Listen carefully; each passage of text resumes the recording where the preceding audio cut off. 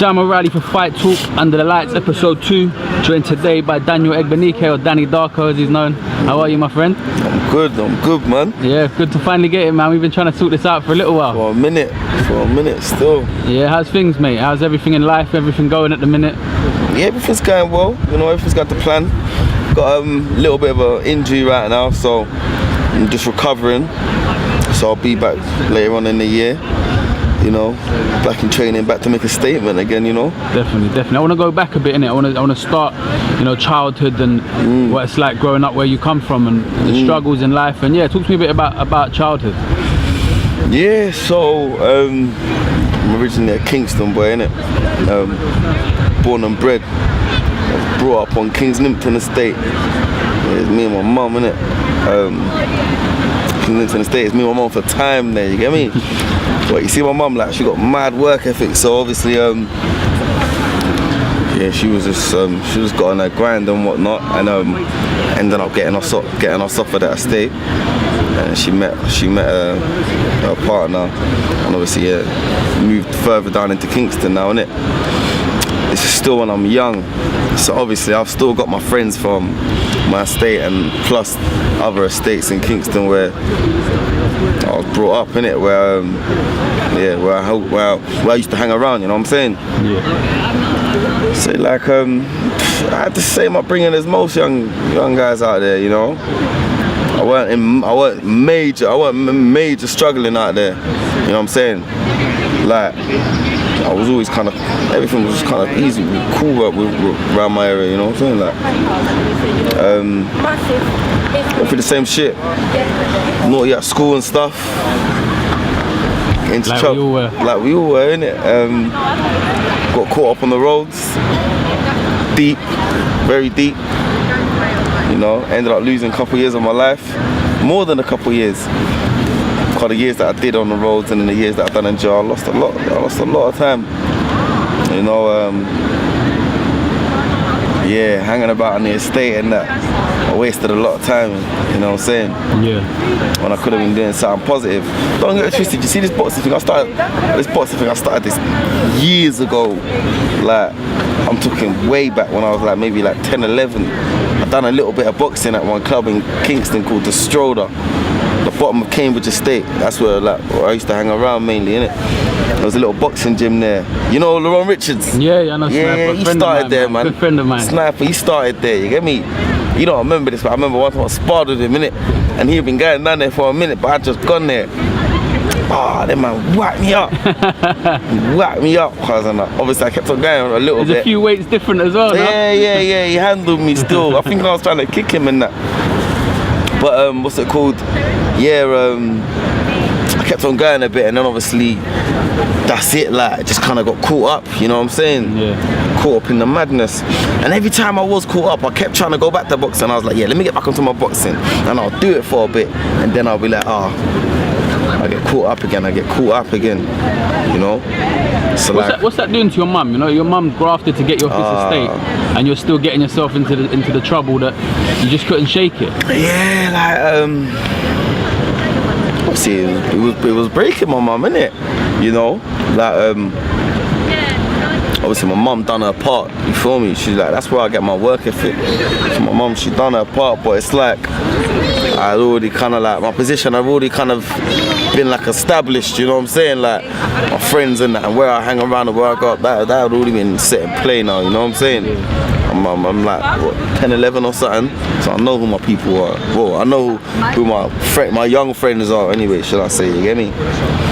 But yeah, like, you know what, like, fair dues to my mum, cause my mum, she's been through it. We've been through some real stories, you know what I'm saying? Some real shit, I know. She's been there, you know what I'm saying? She ain't never ran on that, and she ain't never run scared. She's been there. Every time I've been in jail, she's been there, visited, on the phone, whatnot. So yeah, like, it's breaking there, but yeah. What's school like for you? When you're a kid, you know, you're trying to be good for your mum and that, but the problem is you got the streets and the people, and you know what, school was different. School was different. You know what it was in school, yeah? I went Tedderton school, yeah? I'm from Kingston, I went Tedderton. All my brethren, yeah, they went Beverly and South Bar, yeah. So I was the only one out of my peoples there that weren't at the same schools. Like, I was at different school. You feel me? So when I've gone to this school, I've known a couple people from like primary or whatnot, but I don't really know no one here, innit? Yeah. And obviously, this is all different. This is all, everyone, they do it different, innit? So like, school was, I didn't really fit in my school at first, you know what I'm saying? And then like, cool, yeah, new people came and yeah, whatever, I made good friends, made friends. One of my best friends now, he came to the school, but he came late anyway, innit? But school was alright, you know? I can't concentrate for long on that, you know what I'm saying? Yeah. Like most kids would say, you know, so I was always getting kicked out of class and whatnot. But I done good in my grades though, like, you know, I actually done good. I got all my GCSEs and that. I got like 7 ATCs, you know? So I kind of done good there, but I was just always down the head corridor, suspended or whatnot, you know what I'm saying? So you're dipping in and out of the boxing gym at this time, yeah? You're sort of going, well, you know, what sort of time periods would you stick with it? Like say 6 months at a time, or not even that? Nah. Couple weeks. Yeah. Weeks, I was out. Couple weeks and yeah, I was gone, man. So when did it come that you start boxing amateur, you start competing? When does that happen? At what stage do you go, you know what, I want to fight, I want to compete, but I know I have to do more than a couple weeks? When I went to jail. Yeah. Do you want to talk a little bit, obviously not in detail about the reason behind jail, but... reason behind jail, I was selling drugs, innit? Selling drugs, selling A-class drugs, and yeah, man, I was doing it the first time when I was a bit young, on a small scale. I got arrested, I went to jail for 18 months, I done 9 months. That was a small scale, and I come out and I was like, I'd already constructed a plan while I was in there to do it, come out and do it on a bigger scale. So as soon as I come out, I jumped straight back on it, and I done it on a bigger scale this time. And just everything come crashing down. Yeah, when you're in there, you know, the second time and it falls down and you realise, you know what, I've got to change something. You'll have family outside that are worrying that this is going to be your life, like in and out of prison for your entire life. What changes for you? Why do you go, you know what, I need to be better, innit? I need to better myself? There's a lot of changes, like for one, when I was out here doing my stuff and that, I was so stuck in it, yeah. Like I didn't have a good relationship with a lot of my family, like my daughter, my mum and whatnot. So when I went to jail, it was that like the fact I didn't have a relationship with the people in my life that are important, and like just the fact that I ain't got my freedom, you know. When you're in a cell and you realise you can't open this door and go home, that's when it will hit you. So it's all of that, and it was just like, I just knew that I had something better to do in life anyway than be in and out of jail all the time. It was either be in and out of jail or end up dead, you know, like a lot of my friends and that, you know what I'm saying? So when I was there, I was just, you know, it wasn't even in my first year, I'll be honest with you. In my first year when I went to jail, I still had the same mentality. I thought to myself, when I come out, I'm gonna come out and go back and do what I used to do. And then it was my second year. It was just like meeting different people, meeting life, it was meeting people that are not ever coming out, you know what I'm saying? Yeah.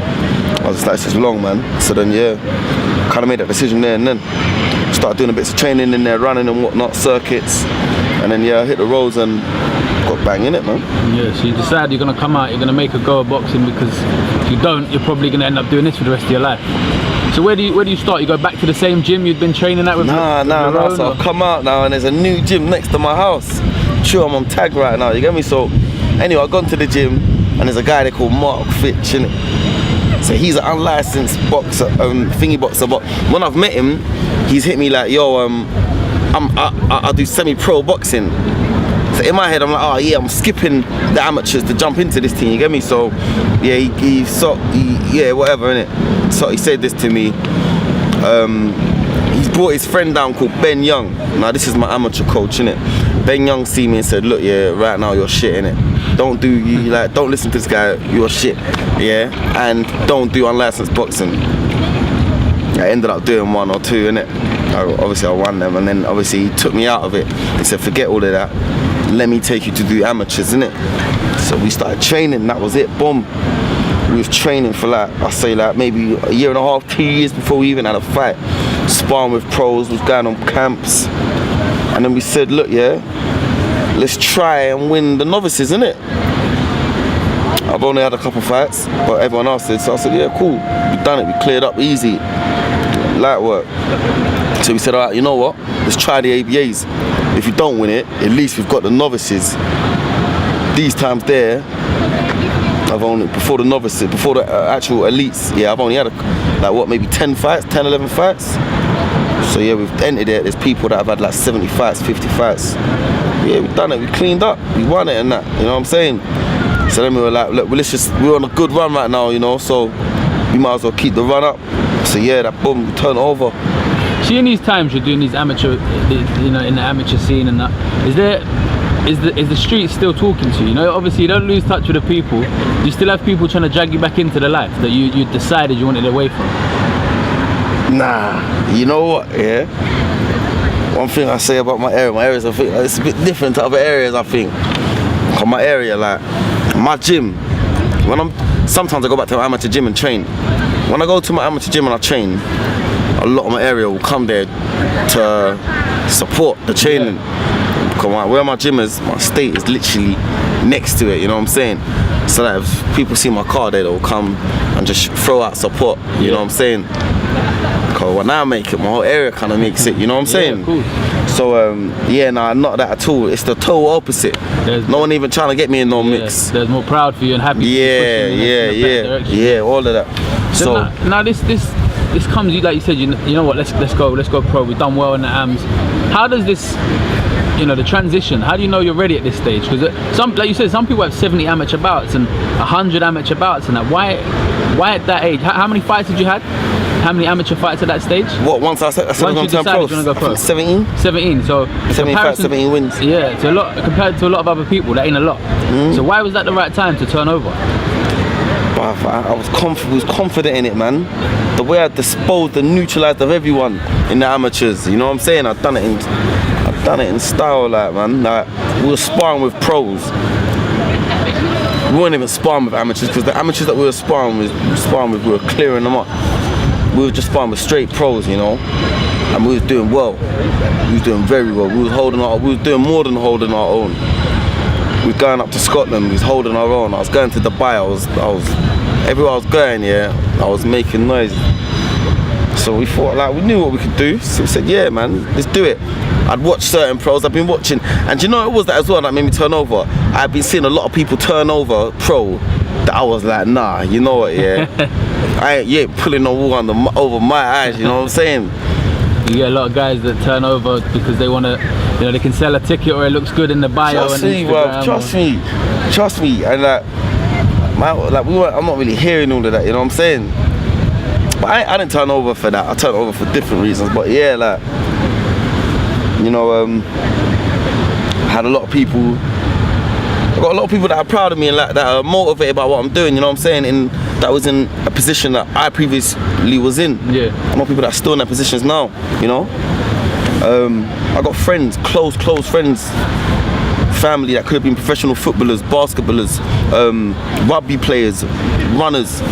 But that right now are just stuck in what I was in and can't get out of it, you know what I'm saying? So for me to get out, I just feel like I need to just succeed in this, just to show certain... You've got another motivation, rather than you want to look at your people in your area to look at you and go, you know what, it can be done, man. Not even just my area, of course my area, but in just general, like, you know, there's loads like that. My area is not the only one with a block. There's a block in every single area, so all these I bet you half of these kids have got mad talent, but they're just stuck in the mud, you know? Haven't found a way to get that talent out there. You know what I'm saying? That's it. So if I can do this thing, it might show. And I'm not saying like, oh, I'm the first athlete that's got a mad record that's trying to do something, but yeah, I know one thing is there is a lot of athletes that exaggerate their records and they wasn't really stuck in the mud how they say they was, you know what I'm saying? But that's what I'm saying. If I can, hopefully, where I know I was pretty deep in the mud and that, if I can motivate certain people that was definitely in this position or I was in that position and they can get out of that by what I've done, then you must be on the right path, no? Your mum must have been so happy when you decided you're gonna go straight and dedicate yourself to boxing. Yeah, definitely. She was still. know, you got the people the closest to you. They see the struggle. They see you in the jail. They see you without your freedom, and they just want you to better yourself, innit? And sometimes you have. I mean, you have to be the one to do it. You have to be the one to make that decision that I'm not going to keep putting my family through this. Trust me. I want to move on now. I want to move on to Kevin Lilly, your trainer, your pro trainer, and how that link up happens. Is it, you know, a recommendation from your amateur coach? Had you known? Yeah, no. My amateur coach and Kevin Lilly had a mutual friend. They had a mutual friend, so my name's got thrown into the mix. I've gone to bare gyms. You know, I went to bare gyms. I was viewing loads of gyms, and every gym I went to, I weren't feeling it. And I could have gone to gyms next to my house. I had 2 gyms next to my house that I was planning to go with one of them. I thought, you know what, yeah, I don't want to risk getting stuck in the mud again. I don't want to risk getting back in the mix. So started venturing out, and yeah, anyway, got thrown in the mix with Kevin Lilly's gym. I've gone up there down Essex. Oh, that's it, but when I got there, I was like, yeah, I'm in. It was just out the way. It's a bit of a commute, isn't it? Yeah, no, bro, listen. It's the dedication. I lost my license, my car license. So all I had is a ped. So I was going up there from Chesterton, yeah, on a ped through London all the way to Basildon, Essex, you know what I'm saying? Yeah. And the rain and at certain times, I was just like, this has to pay off. Like, you get me? Obviously, when I got my car again, it was calm, so I was just hitting the M25. Yeah. But yeah, it's alright now. So how long have you been with Kevin total? A year now. Yeah. Yeah. How you finding it? Yeah, that's my guy, man. That's my guy. I got love for Kev still. Yeah. So you're now a 3-0 pro boxer. Sometimes you have to pinch yourself when you hear that. You know, like, you've done the journey, but you're only at the beginning of what you want. You know what I mean? It's like you've come so far, but there's still a long way to go, isn't it? Yeah, there's a lot. I ain't got to pinch myself. God, believe me, bruv, I ain't got to pinch myself because, like, I've been grafting every day, you know what I'm saying? I know this shit's real, this ain't no dream, you know what I'm saying? Yeah, yeah. Like, what I've got, I deserve this, you feel me? I deserve this, so, yeah, like, I ain't really fazed by where I am right now, cause this is only, like, a little bit of the journey, you know what I'm saying? I got a lot more stuff to accomplish. So yeah, right now we're just not trying to be focused on, oh yeah, we're 3-0, no, forget all of that, man. Yeah. Let's just get our name out there, you know, and yeah, make some noise. I was at your debut MTK show, right? And the place went mental. Yeah. Like, your people, they came out for you that day. I mean, what's that like, having that? Like, you spoke about them being behind you in the gym and stuff, and now they'll put their money out and they come out to your shows, to your fights. What's that like? Is that extra, like a little, you know, another proud achievement? These guys are really following me. They're really doing this. Yeah, like all my friends that are there, like we've been friends from the jump. You know what I'm saying? And there's a lot of them. You know, there's a lot of them from Kingston. We've been friends from the jump, so. It's all family, like everyone knows everyone's family, everyone, you know what I'm saying? Like, yeah. Like, but yeah, when they come out and I hear the crowd go mad, that's it, like, you know what I'm saying? I know, yeah, it's on, it's real, you feel me? I love that part, I'm not gonna lie, it's good, man. But yeah, man, I've been supportive. Yeah. So as you look through your weight and your, you know, the southern area scene and stuff, are you someone who looks at potential opponents, or are you just someone who wants titles? What's your, you know, your short-term ambitions? Domestic titles. Short-term. I just want domestic titles. Short-term. That's it. Yeah, that southern area. So with Kev, I will get that. Yeah. Is that your next step? Do you think? Is that your immediate goal for the first title, the southern area? Yeah, I don't really want none of them other belts. Call it challenge belt, one of them things. I'm alright, man. Yeah. I want a southern area, that's it. And then we'll move on, you know what I'm saying? Have you sat down with Kev and who's your manager? Kevin Lilly's my coach and Peter Simpson my manager. Oh right, so you got a good team there. Yeah. So have you sat down and mapped out the entire career, or is it the first 8 fights you've mapped out? Or? Nah, me and Kev, we know, like we've had our plan from the. Our plan's been changing, I'll be honest with you, because we've been progressing on a mad kind of scale, innit? So like we've been like, oh, you know what? Like we done our first pro fight, and then after that we were like, you know what? Yeah, forget another 4. Let's do a 6. But we didn't get the 6, so we had to do another 4. We done the 6. When we done the 6, Kev's like, you know what? Forget the 6. Yeah. Let's get to the 8s. You know what I'm saying? And we'll do the 8s, and we'll be like, let's get to the 10s. You know what I'm saying? So right now, yeah, where we're progressing, we're trying to make certain plans, but we're moving at a certain pace. Yeah.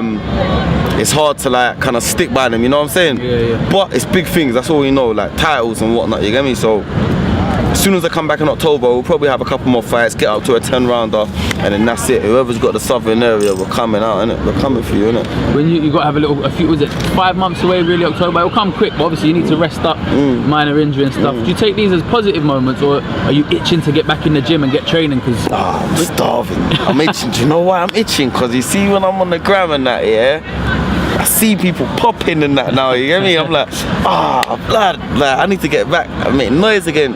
And bare people are calling me like, yo, you gone quiet, what's going on? I'm like, yeah, don't worry, I'm back soon. I feel like just doing a little video, like sit-ups on side, just to throw up. Yeah, yo, I'm still here, you know? You get me? What? Nah, I don't need to do that, man. I'll come back in October, I'll make some noise, man. Immediately, because you was MTK, am I right in saying the first 2 fights were MTK? And then British Warriors? Yeah. So you can sort of move about different shows and stuff. So MTK, shout them out, innit? Because they show. Leeton's got your back. I know Leeton likes you a lot. You see Leeton? That's my guy. I F with Leeton still, I'm not gonna lie. Yeah, no, MTK are doing some good things, and again, you got good relationships there, Peter Sims and all the Essex guys there, so I'm sure MTK, I'm pretty sure with the amount of shows they're putting on, and around London now as well. Yeah, man, they're about to put on a show in, they're about to do a show in actual West London. No, and they're gonna do one. They're gonna do one in Hammersmith as well. So once they do the one in Hammersmith, I'll be there selling that. I'll be selling that out. What about bringing it down to your end? Try and get a little town hall near your area, no? I could get a show in Kingston, like for like a title fight. Yeah, that would be good shit. So. I think there's going to be a lot of opportunities come up, having them relationships, and I mean, you're making noise anyway. Like, for someone who's 3-0, you know, people are starting to really know about you and the following you have and the noise you lot are making. So, you know, has the journey, has it been, how do I word it? Has it been what you thought it would be to this stage? I know you're saying it's gone quicker, sort of progression-wise, but you know all the tickets and sponsors and all that kind of stuff. Has that been different than you imagined, or what? Yeah. It's been difficult, man. It's difficult. Shout out all my sponsors, innit? Because tell you what, yeah, honest to God, if I didn't have certain sponsors, I wouldn't have carried on. How can you? I'm training 24/7. You know what I'm saying? I ain't got no time to work a next job. I'm going to Essex every day. My sponsors, they help me through that bit. Obviously, it gets easier though. Like I think, like I do alright in tickets as well. You know what I'm saying? So when I do fight, it's kind of cool and that. But yeah, the beginning, everyone knows at the beginning of your pro career, shit's hard, man. Yeah. A lot of boys don't even earn money at this stage. It's crazy. I'm telling you, if you can't sell tickets as well, it's peak, man. Yeah. Just finally, I just want to, for people that haven't seen you and they don't know what to expect from you in the next, whether it be the next 12 months or the next 2 years, what can they expect from Danny Darko? Fireworks. You get me? Fireworks, man. That's it, man. Listen, just entertainment, man. You have to tune in, you know. I've never been the one to predict the future and whatnot, but just tune in when the next fight. I'll be back in October, you know. Watch me step back in and get on, win some titles and whatnot, man. You know? Definitely. Yeah. Well, listen, man, we're sitting underneath London now. I don't know if you can see it in the video. In our city, in London. Trust me. And listen, it's been a good chat to you, brother. Yeah, I appreciate your time, man. Yeah, thanks for that, yeah? Always, mate. This has been Under the Lights.